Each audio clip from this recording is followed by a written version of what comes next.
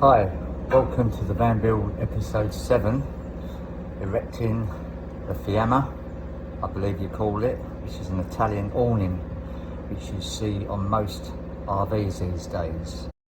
This is the one that I will be erecting, and I've had a few little problems with it which I'll explain in a minute. I'll show you these brackets first. 3 brackets came with it. 2 on the outside and 1 in the middle. The middle one is optional, but it's mainly used for support. I'll be putting them all up. The problem is, I had to wait a long time for the attachments, which I will explain in the next segment of this.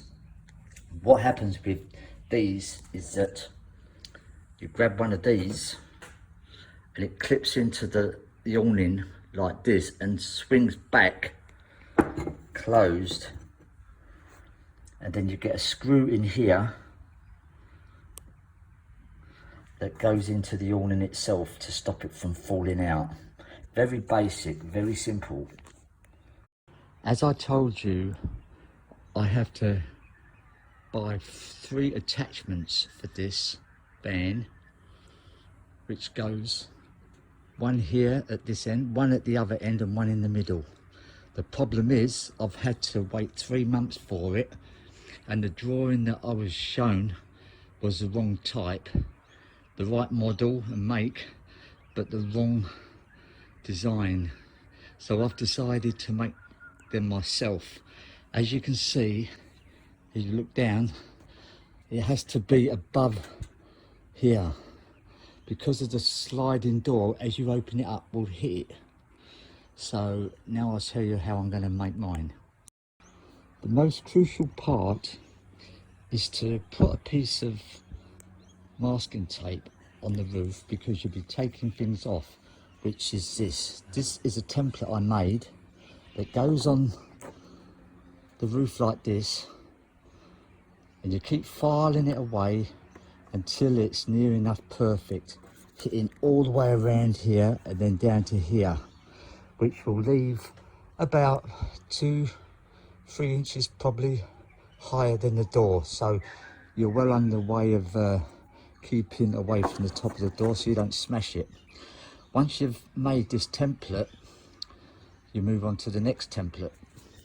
Once you've made the first template, then what you need to do is make another male template, which is actually going to be the actual dimensions and curve of the roof, because we're now going to make some plates up to form the contour of the roof.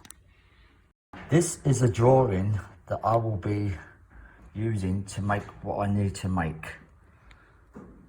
Okay, you've got the large bend here. That's the one that fits on the template, basically. Then you've got lugs either side. This is looking on the plan, or the top view of it. And yes, so what I've done is I went out and I bought some steel. It was 50 by 3 mil, and that's going to be for this part here. And then you've got the lugs, which is this piece. That's 20 by 6 mil, and that's for these pieces here. I'll be making 3 of them, so you need 3 plates for here, and you need about 6 of these lugs. Now I've also bought a large piece of angle iron. It's a bit rough now, but the idea is that this will be bolted on here, on that bracket, okay, with about 4 big screws. So what I'll do is I'll carry on working, and I'll show you when the next stage is ready. First off, I would like to say that what I'm doing, I don't suggest everybody does. It's entirely up to you. I'm taking the consequences if something goes wrong, so I can't be held responsible if something goes wrong with you. but being in engineering nearly all my life, I have a good idea what I'm doing. Okay, I just finished the 3 base plates, you could call them. I actually bent them using the template that I showed you. Okay, there is a slight curve on this face, a slight curve. I'll show you something. You can cheat a bit by getting a piece of wood and filing a slight curve on it. Okay, then put the plate between 2 of the angle brackets, which I'll be using very soon, and just apply a slight bit of pressure. Sometimes it's better to make the curve slightly smaller as you go. If you start too small, you're going to pinch the middle and it'll be completely wrong. So just get that nice little curve flowing and you'll have no problems. What I'll be doing now is making those lugs to be welded to that top plate. So let's get underway on that. Once you've cut the lugs, just run a file over the sharp edges for one side and then take a little bit of the burrs off the other side, because you're going to have a big radius on the top side. I've marked one out already.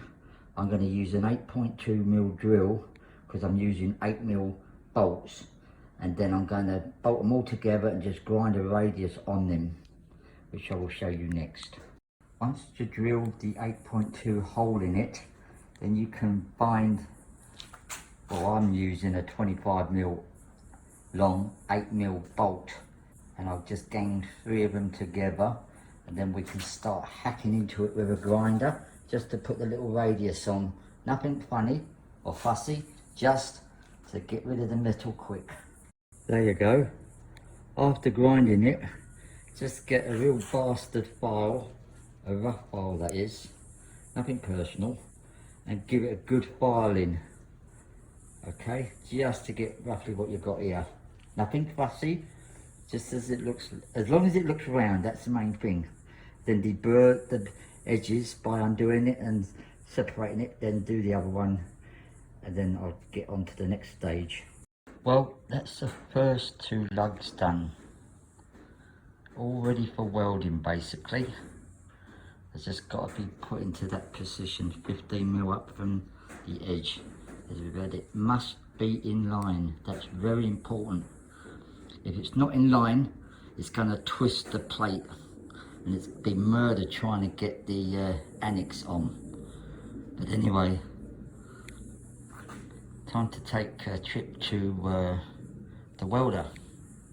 Okay, I ran into a little bit of problem, so what I've done is I've decided to scrap that position and bring it to the top next to the other one.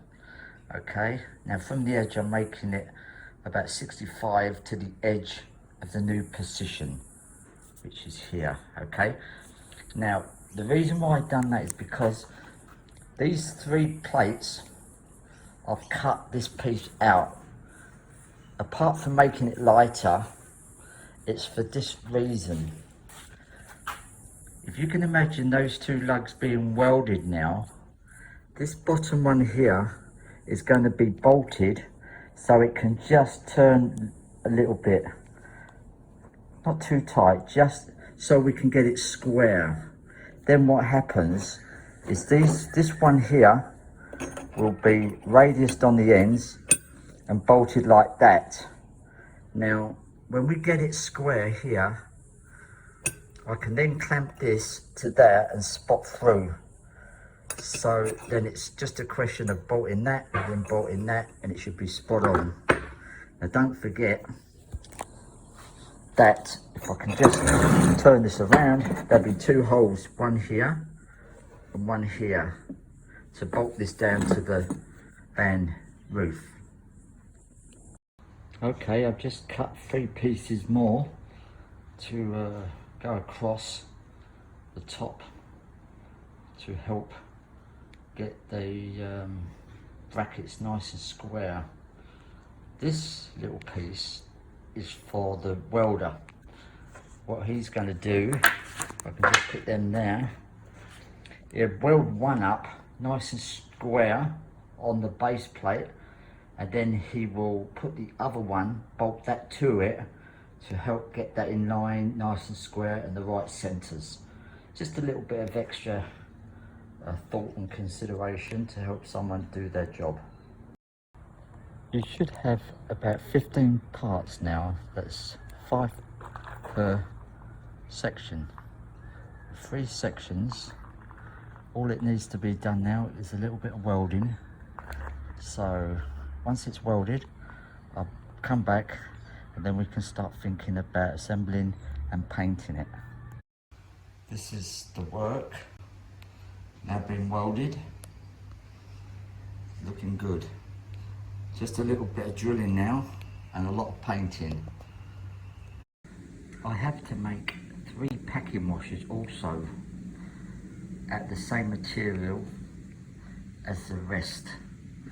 What happens is these, one goes under there, under this one here. Remember earlier I said it's important to keep it all in line. Well, by doing that, you have to make a packer washer to be able to assemble it like this. It's more important to get these 2 in line than it is to stuff around doing it another way.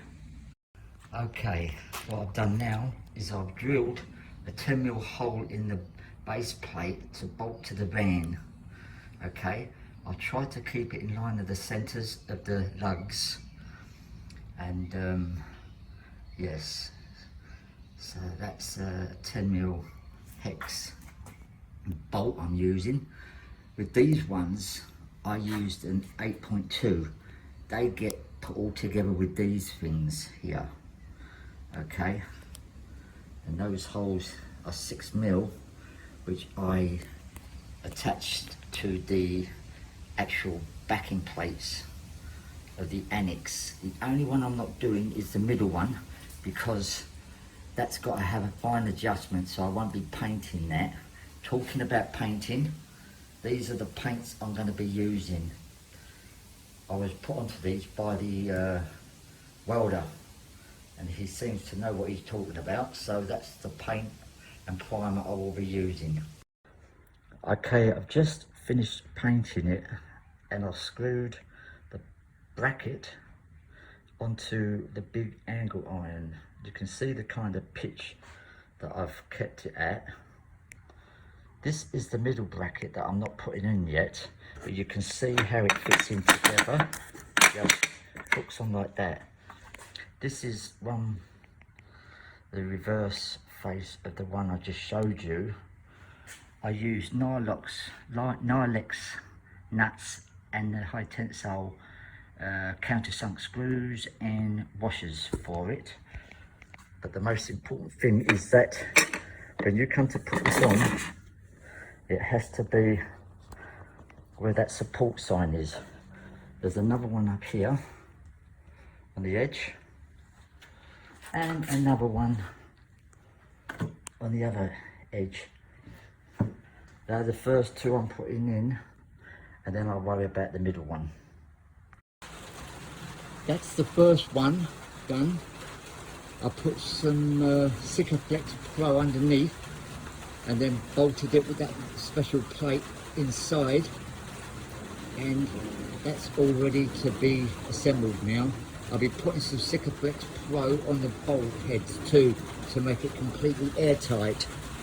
Down the other end, I've got the first one completely finished and level, and now I'll be waiting to finish the second one to put a string line across. You can see the plate that I made. It was hard to get into, so I had to move the frame, or cut the frame back just a little bit to get it in, which I now have to clean up. You can just see it there. I just installed the awning on the 2 brackets. That's what it's like. I haven't unwrapped it yet. I've got to do the middle one next. I'll put the plate up there already, but I'm going to do everything else as it's up there to make it easy to install. I will show you it when I've completely finished it. You will find that the only thing to do now is to put a 5mm hole. I think there's only one, I'm not sure. One 5mm hole down the bottom into the frame when it's opened up a little bit, and then put a nut there to keep it tied to the bracket. You do that with the other two, and that stops it from falling off. One last thing I need to do is to put these brackets on.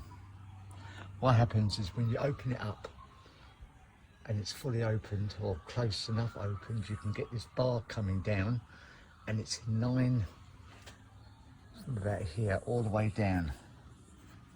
Well, it's best to do anyway. So I'm going to put this one here, okay, and the other one, because it's a little bit out, I have to put it just off center about here. It comes in a pair with these two pieces also. The problem is it was meant for a caravan, not a van. Because it's a van, it's just a sheet metal, and you've got to find a piece or an area in the van that can cope with it. All the instructions come with it, but you will soon find out that you have to make something different, which I did. This is the piece that you see inside the van. What I've done is I made some spacers, and that is the piece that gets onto the van, and some screws will go into here when it's all assembled, which I won't try and explain now, but you will see when I've finished it. This is the piece inside the van that you see, but as it's in the van covered up, you probably will never see it. This is what it will be looking like, the general assembly from the outside. Then in between that you've got the gap where the van is, and then you've got this piece here. The screw goes right the way through there into there, but you have to pack it out so the screw don't bottom out on that black piece here.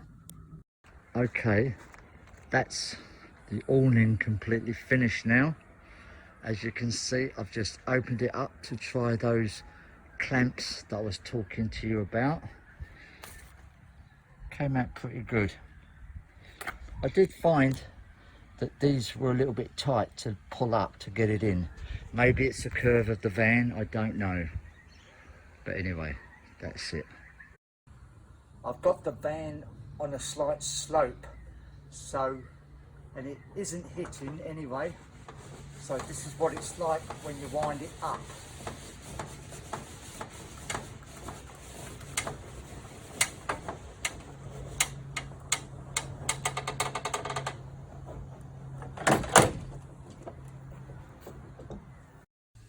Well, that concludes episode 7 of the van build, the awning. If you like it, give us a big thumbs up.